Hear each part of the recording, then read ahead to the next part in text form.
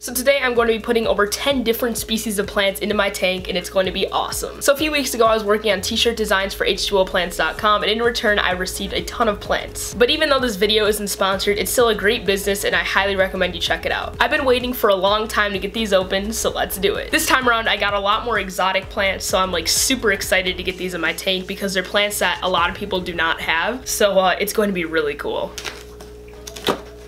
Alright, here we go, the first plant. This is duckweed. That is so much duckweed. I hope you guys can see that, but that is a ton of duckweed. So I don't know if I'm going to be putting the duckweed in this tank or not. I just kind of wanted to get it just to have it. If I do end up putting it in, it's going to be towards the end because I don't want to be moving it around and getting it under the water because it's not really good for it. So let's go to the next plant. The next plant is jungle val. Now this plant is actually fairly large. It's really cool and I think it's going to make a great background plant.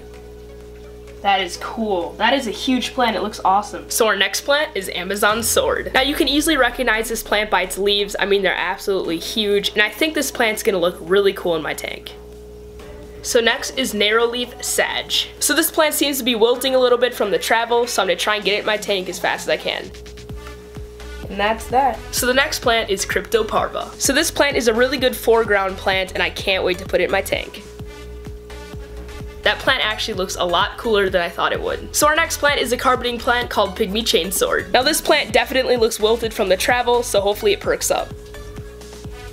Our next plant is Anubias Bartula. Now this is a foreground plant. It's a little bit bushier, and I think it looks really cool, and I can't wait to put it in my tank. Our next plant is Cryptobroods. Now I especially like this plant because of its leaves. They're a little bit crinkly, and I think that looks really cool in the water.